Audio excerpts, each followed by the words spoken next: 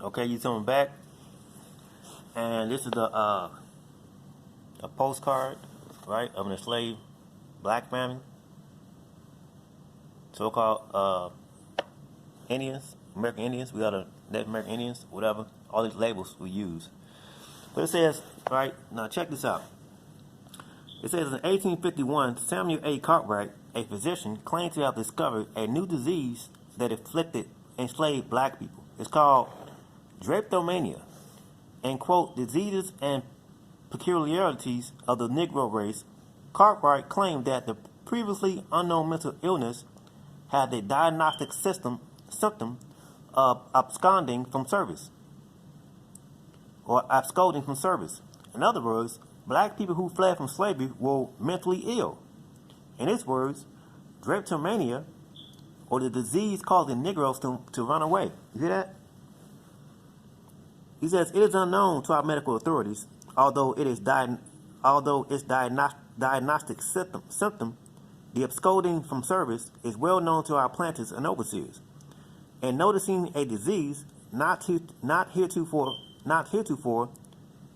classed among the long list of maladies that man is subject to, it was necessary to have a new term to express it. The cause in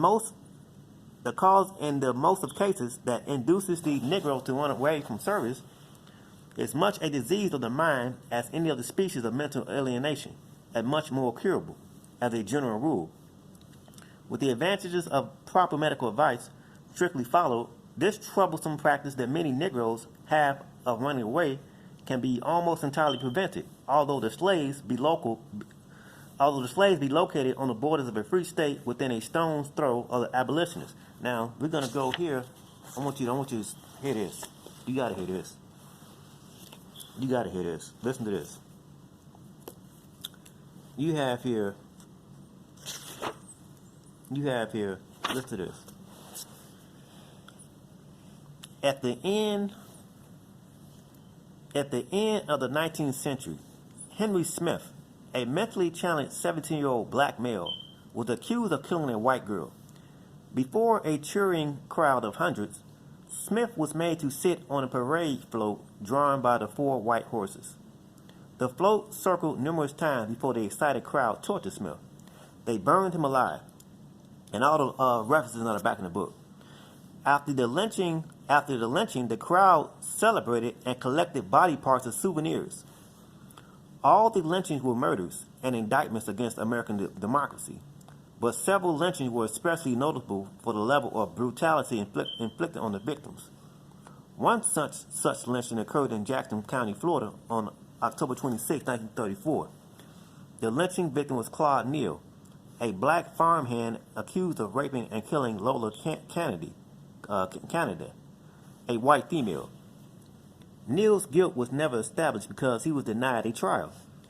Instead, he was forcibly removed from a jail and tortured before hundreds, maybe thousands, of white citizens in ways that are almost incomprehensible.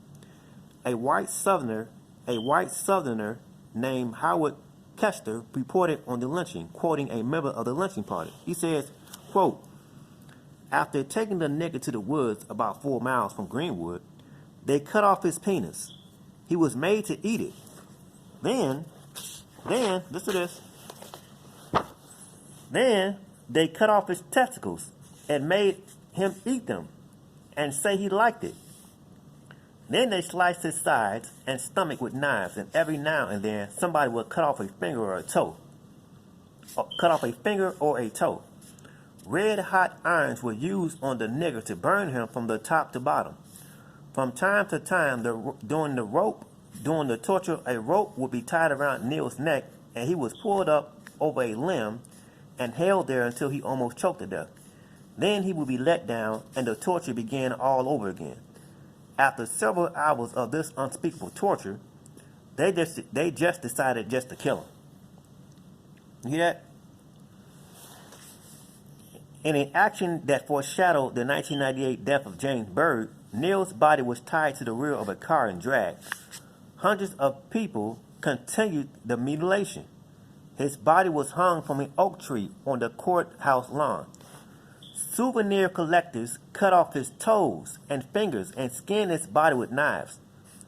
People late to the lynchings purchased pictures of Neil's mutilated corpse for 50 cents. In many cases, arguably in most cases, lynch mobs had a particular target and confined their heinous aggression to a specific person. But after Neil's lynching, white mobs attacked the local blacks. Neil's torturous murder served multiple purposes. It bonded local communities of whites against a common enemy, the supposed black brute. The murder reinforced the belief that, quote, quote, bad black people needed to be killed, and it offered, quote, good white people an opportunity to perform their civic duty. There was insanity present at the Neil lynching, but the torturous acts were not confined to crazed thugs.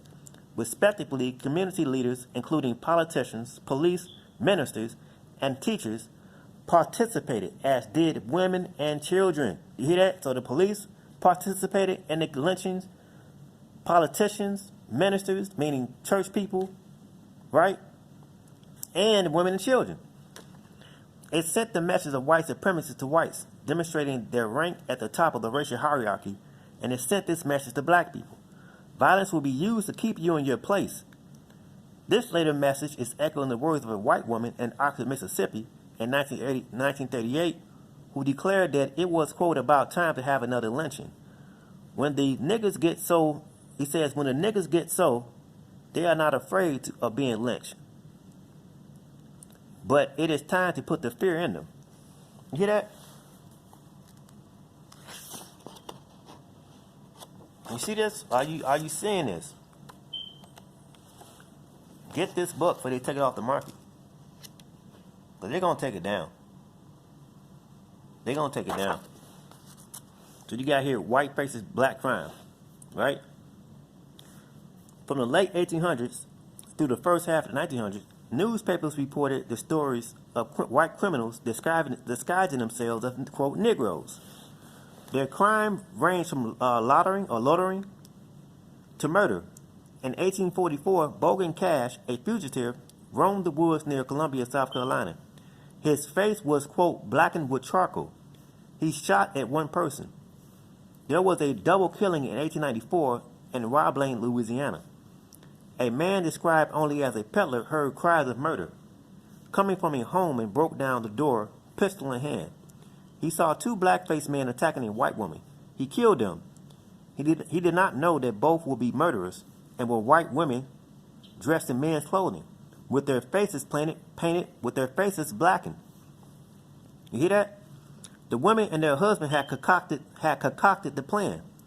In 1902, New Hampshire man Thomas Marshall was wanted for escaping a house of a house of correction, and for the theft of a horse and wagon. He was found hiding in a woman's closet, disguised as a, quote, Negro. You see this?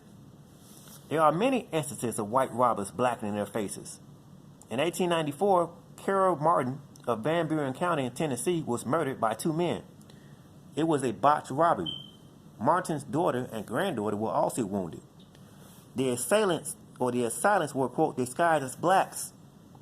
In 1906, the police department of Los Angeles reported that some recent robberies, burglaries, and holdups supposed to have been committed by Negroes have been committed by white men disguised as blacks. In 1913, Roy Gardner, a white criminal, blackened his face and robbed a mail truck. In 1916, D.O. Downing entered a Pennsylvania bank and shot a bank teller. Downing, described as, quote, a prominent farmer and businessman, walked into the Kerrsville National Bank, quote, disguised as a Negro with his hands and face blackened, and carried a revolver in each hand. It is not clear whether he was there to commit a robbery or was angry with the bank staff. In 1919, Eufaula, Oklahoma, was the scene of the, quote, first menstrual train robbery in history. The criminals, 15 whites, with their faces blackened with burnt cork and otherwise disguised in a way that made them look like a colored minstrel troupe, robbed the MK&T passenger train. The robbers were not pretending to be black. The burnt cork was to hide their faces. You hear this? The white, it says here that many robberies charged to colored men in Casper, Colorado, according to the chief of police of that city, were committed by 2 white men and a white woman who blackened their faces. In 1935, an unidentified white man brandishing a straight razor robbed a mother and her daughter of $25. According to a West Virginia newspaper, he was, quote, disguised as a Negro. Are you hearing this? This is sad, man. There's no way in the world that we are all the same people, that we all one. That's bullshit. No way. When you read this, no way. No way. No way.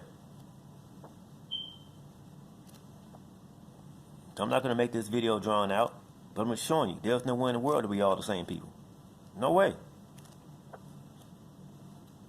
So I'm about to upload this. Look at that. This is a photograph. I want you to see this. It's still hanging niggas. This is a photograph of Michael Donald, who was lynched by 2 KKK members in 1981. Look at that. See that?